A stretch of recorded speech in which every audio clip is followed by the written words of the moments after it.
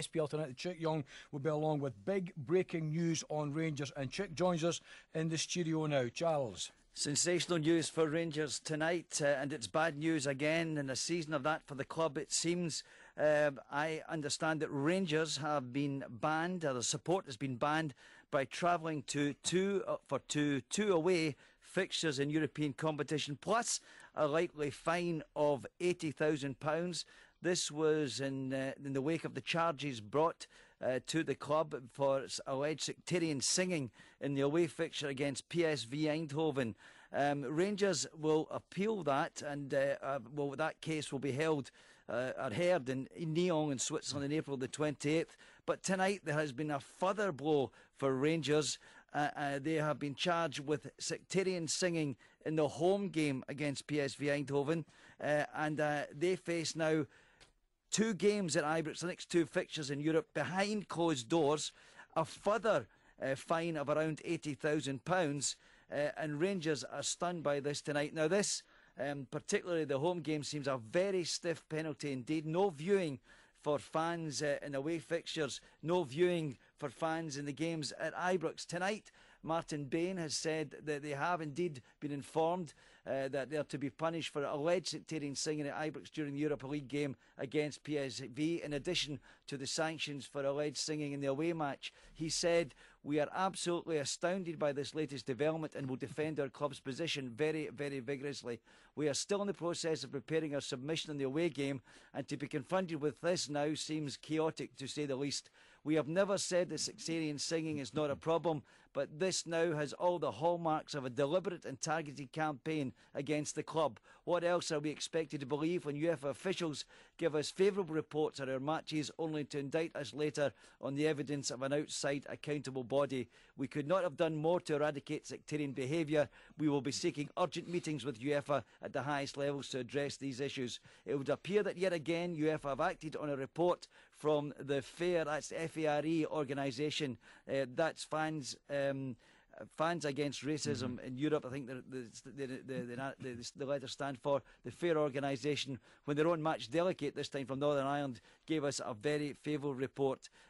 Fans Against Racism in Europe are based in London, Jim, and it is them who I believe who brought on complaints from the public to the attention of UEFA. So, to summarise, Rangers fans banned from travelling to away fixtures for 2 games, plus a likely fine of £80,000, and then 2 games at Ibrox behind closed doors for Rangers, and a further around £80,000 fine for alleged sectarian singing in the 2 games against PSV. Check, big breaking news, and I'll give you just a wee second or two to get your breath back there, because I think your breathlessness caused you to say there, in terms of what Martin Bain's quotes were, that they've been indicted on the evidence of an outside unaccountable body as opposed to an accountable body. This will be presumably a main plank of Rangers' defence. This is an outside unaccountable body, but more of that later. Check, can you? An outside. He said. What else are we expected to believe when UEFA officials give us favourable reports at our matches only to indict us later on the evidence of an outside unaccountable body? Right. Check, in terms of pure monetary cost, can you start to put a cost on this? Presumably, if Rangers are having their fans shut out from 2 home games, there's 100,000 fans who will not be able to contribute. I mean, you could be looking at, I'd have thought, 2 million plus. Plus the knock-on effects here, Jim, of the proposed, and it has gone very quiet in the take-out over front from Craig White, something of which I've been cynical for a long time, as you know. But this is another financial blow to Rangers, their credibility within the European football family, of course, because of the allegations of sectarian singing and the image of Rangers. And they become, you would suggest, less and less of a purchasable commodity, given that the income is going to be hit. Plus, and I think £160,000 or that thereabouts in terms of fines seems in comparison a small amount of money. But of course there's that, as you said, the lost income from 2 home fixtures, no matter what competition they may be appearing in, whether it's the Champions League or the Europa League next season. It's a huge blow to the club, and you can react to the quotes by Chief Executive Martin Bain that he clearly is stunned by this. Well, they were aware, of course, of the first case, Jim, and the likelihood of fans being banned from travelling to away fixtures. But this news tonight has come that the that the home game against PSV has led to these claims of sectarian singing, and the prospect of Ibrox being closed to supporters full stop for 2 home games is a massive blow to Rangers. Chick, I'll ask you about Craig White's position in a moment or two, but let's be absolutely straight on this. Rangers, you expect them to be fined £80,000 for sectarian singing or alleged sectarian singing at the home game at Ibrox.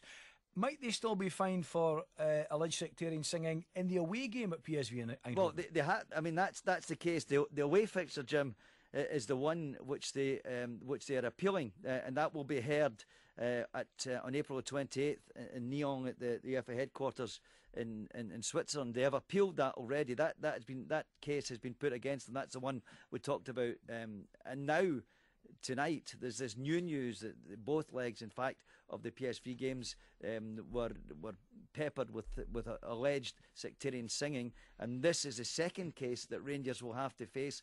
And as I said, it will lead to not just the fans, travelling fans, but the whole ground being closed, and as Celtic once faced, and indeed Rangers themselves, games behind closed doors.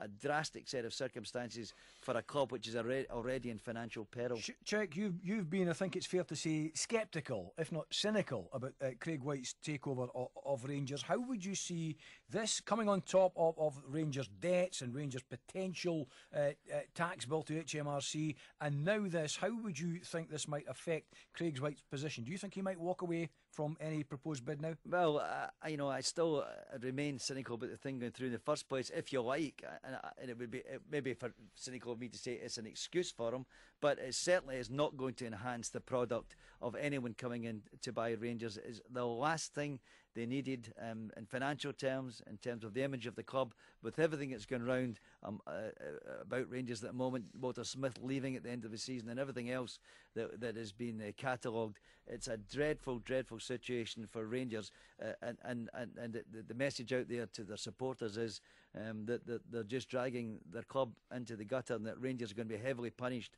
for all of this. It's a very, very stiff penalty indeed, and the viewing situation. Chuck, irrespective of whether we talk about unaccountable outside bodies and all the rest of it, Rangers broke the back of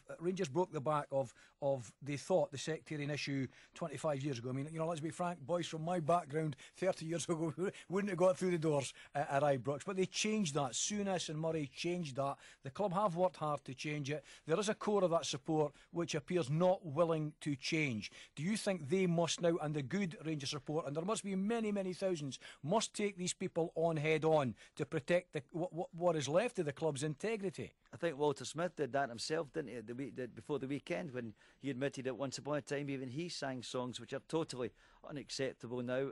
And this is a message which is thundering out to people who are living in the bygone days. I think that they have to realise where Rangers are, what world we now live in, that things that went on in the past are totally unacceptable.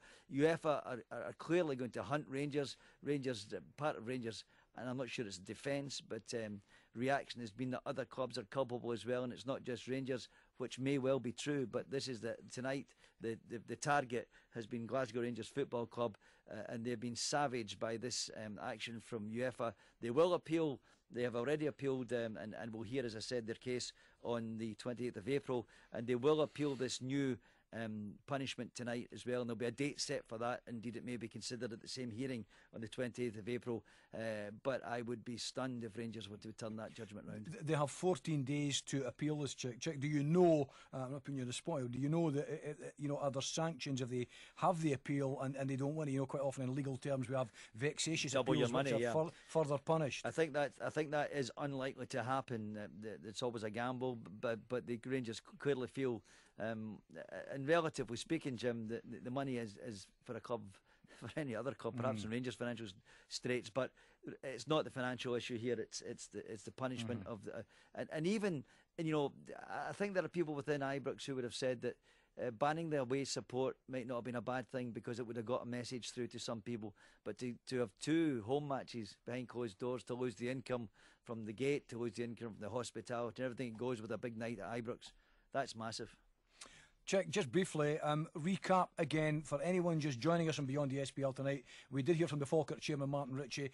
Normally we don't touch anything in the SPL. This is the sole night for everything outside the SPL. But this is such a big story tonight. Chick's come back in with it, breaking it here live on BBC Radio Scotland this evening. Just recap the main points of this again, Chick, for everyone listening. Yeah, Rangers are facing all sorts of problems in European competition. In the wake of alleged sectarian singing in the first game against PSV Eindhoven, they face a ban on travelling support to the next 2 away fixtures in Europe, plus a fine in the region of £80,000. On top of that, tonight they have heard that they will be banned from playing in front of a crowd at Ibrox in the next 2 home fixtures. This is because of alleged sectarian singing in the second game against PSV, the home fixture, and they face playing 2 games behind closed doors the next time they're in Europe, whether that be the Champions League or indeed the Europa League next season. They face 2 games behind closed doors, plus a further fine of another £80,000. They've already appealed the first ban and fine, and that will be held in Switzerland on the 28th of April. And tonight there's been a furious reaction from Chief Executive Martin Bain, who said very briefly, "We have never said that sectarian singing is not a problem, but this now has all the hallmarks of a deliberate and targeted campaign against the club. What else are we expected to believe when UEFA officials give us favourable reports on our matches, only to indict us later on the evidence of an outside unaccountable body?" And check, you know, this was Ali McCoist's dream job. He takes over from Walter Smith at the end of the season. He seems to be walking into a nightmare. And not of his making. I mean, there's a takeover, there's all of this, Jim, the financial distress that Rangers are in, the HMRC bill to come in October, November, which could be in excess of £30 million. Rangers are in disarray. Right, I'll be wishing he stayed in question of sport, I suspect. Right, Chick Young with that big breaking story. I know that there'll be a lot more to come on this over the days ahead.